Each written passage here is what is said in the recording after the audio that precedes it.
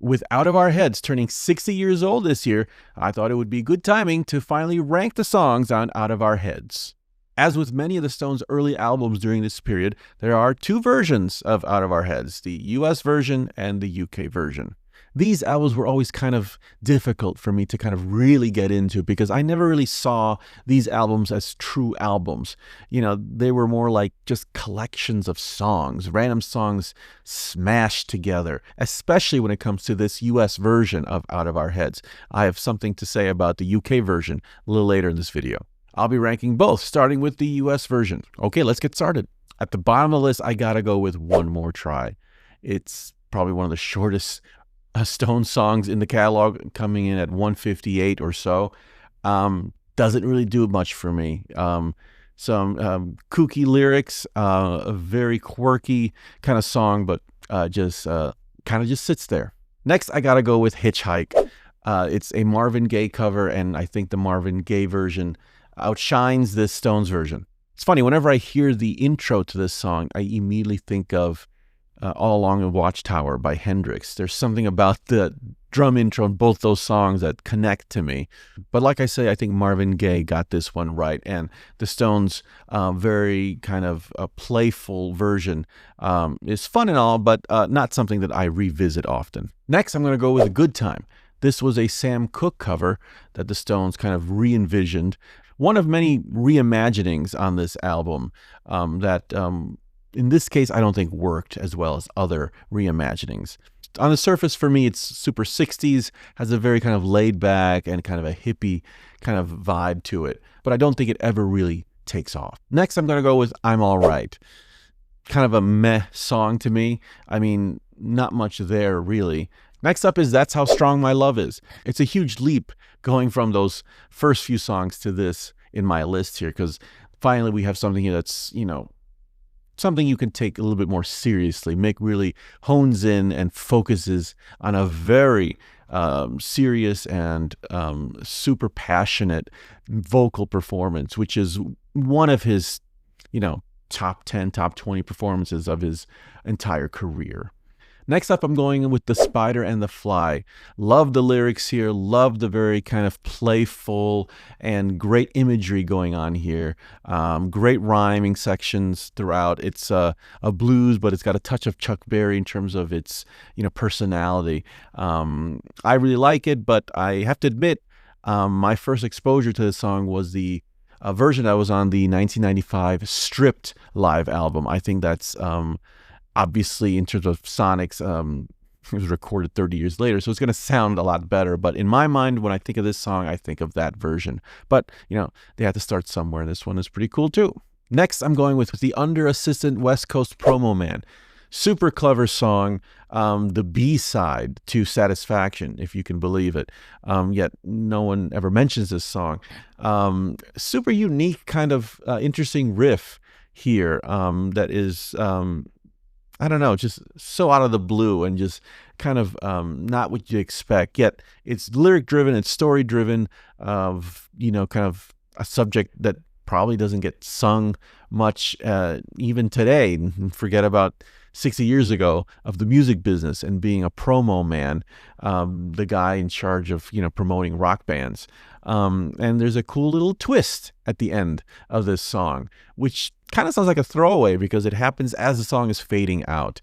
And you don't get it on the first listen sometimes. You kind of have to strain to listen to it. But it's a great little song and just a nice moment of some nice Jagger Richards songwriting. Next, I'm going with Play With Fire. This is sort of like, now we're getting to some serious songwriting, some serious stuff happening here. Because like I was saying earlier, these albums to me always felt like a hodgepodge. But when you hear Play With Fire, you go, here come the big guns.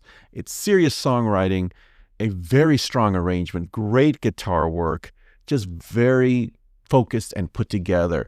And it really elevates the album. This is one of those songs you forget the Stones ever wrote and is in their catalog, because you don't hear this song too often. They hardly play it live on stage. They didn't play it for many, many years. So it never really reached any kind of iconic status. But in terms of early Stones recordings, this is a very special track.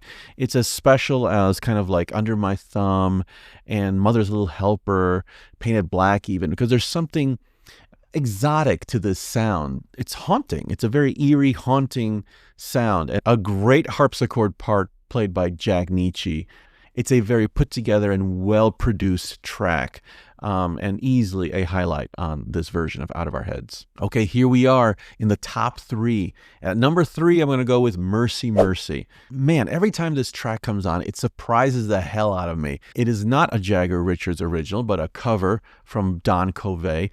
And what's great is that when the Stones do covers right and do it best, they're really dismantling the song and kind of rebuilding it from the ground up. And what is special about this track is that if you listen to Don Covey's original, it's a great, wonderful track, but you can see that once it gets into the Stones' hands, where their gifts come to shine, because they really bring out the guitars on their version. They kind of add a little bit of blues in the riff. It's a very hypnotic kind of relentless riff that just keeps on, hammering through the song. And it's there on Don Covey's original, but it's a much more subdued, laid back kind of soul R&B kind of attack. So it's a little bit more, cushioned into the track, while the Stones, it's like kaboom. It's constantly hitting you in the face, this riff. That it's, for me, an earworm. I put it on repeat constantly. Charlie sounds great. Bill Wyman sounds great. It's one of the great band moments on the album. One of their great covers. And at number 2, I have to put The Last Time. I could have easily put it at number 1, depending on the day, but today I got to go with number 2. And hell, maybe it's tied with number 1. I love The Last Time. This is one hell of a track. I've always loved it. And again, it's another hypnotic riff by Brian Jones here that goes throughout the entire song, and such great dynamics. Yes, they did borrow some of the lyrical themes from the song by the Staple Singers, but they do make it their own and make something new out of it.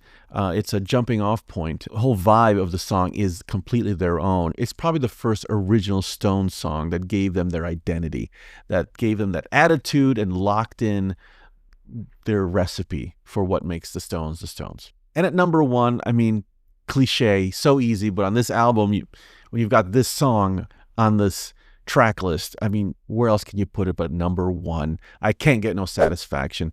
I've devoted a couple videos to this song this year because it turned 60, and so I don't want to repeat myself, but what can you say? The song is a fucking masterpiece. It's everything you want in a rock and roll song. It's everything you want in a Stones song. And Mick Jagger was born to sing this song, and he sang the hell out of it. And that fuzz tone pedal on the riff, all the ingredients were there. Bill Wyman adding that counterpoint, that counter melody to Keith's riff, and Charlie laying down this fantastic kind of Stax Motown beat that works well for the Stones with a little bit more power. And everything was there. Lightning in a bottle, whatever you want to call it. It's a hell of a single, hell of an anthem. And for them to include it on this album, I mean, it's like, what the hell? Sure, why not? I mean, I think it kind of makes the album a little uneven, and it doesn't really create a, natural listening experience, but whatever. Like I said, albums weren't really albums yet at this time. They were just more like, buckets to hold a bunch of songs. At least that's the way I view it. But anyway, that's where I Can't Get No Satisfaction goes on this collection. Number 1. It's always going to be number 1. How can it not? Okay, and here's my ranking for the UK version. At number 12, I have to go with Hitchhike. At number 11, I'm going to go with She Said Yeah. Good Times at number 10. Number 9, Cry to Me. At number 8, Oh Baby We Got a Good Thing Going. Like, nothing. Like these songs like don't even register to me. They don't even come up in my radar. And I'm sorry to say that, but that's just how it is at the moment with these songs. At number 7, the wonderful That's How Strong My Love Is. Next, I'm going with Gotta Get Away. I'm a sucker for Mick's performance on this. I think it's super catchy, and God, this song is always in my head. I can never get it out once I hear it. At number 5, I'm going to go with Heart of Stone. It's a Stones like early classic. Again, it's to me like the Play with Fire of this UK version.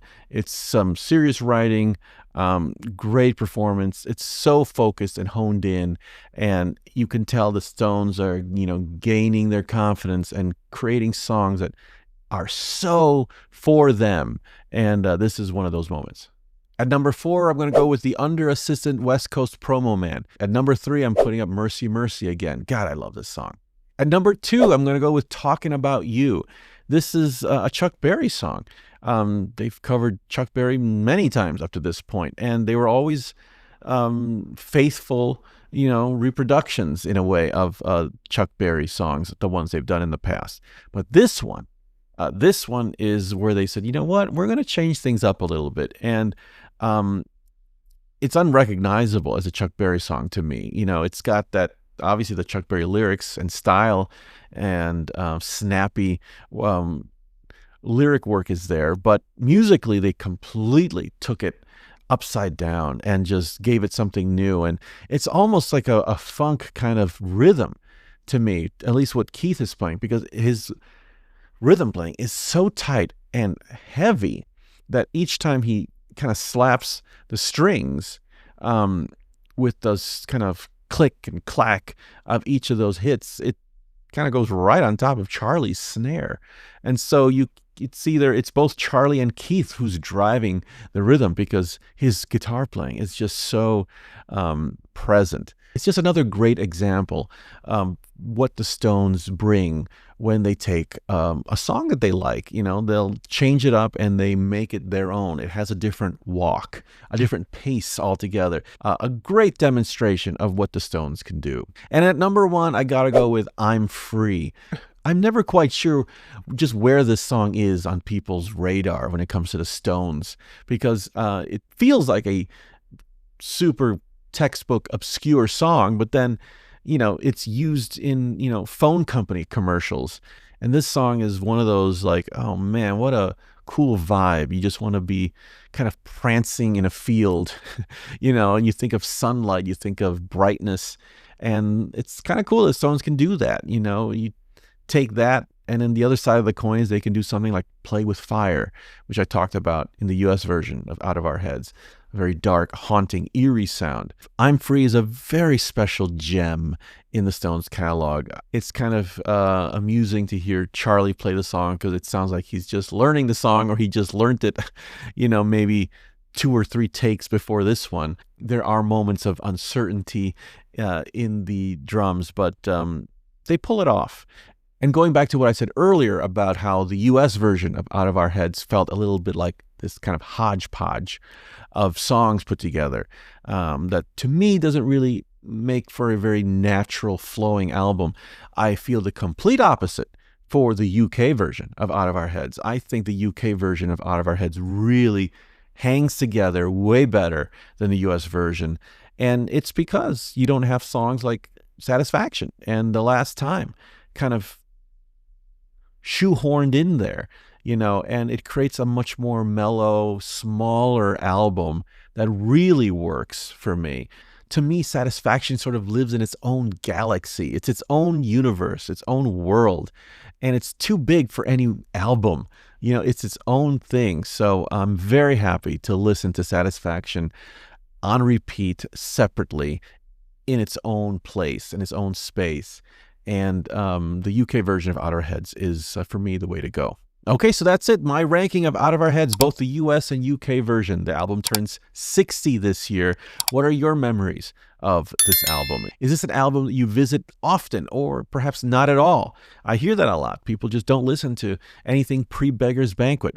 Well, I think that's a mistake. And hey, now's a good time to revisit this on its 60th anniversary. Let me know. Put it all in the comments below. Thanks for watching, and we'll see you next time on Hang Fire.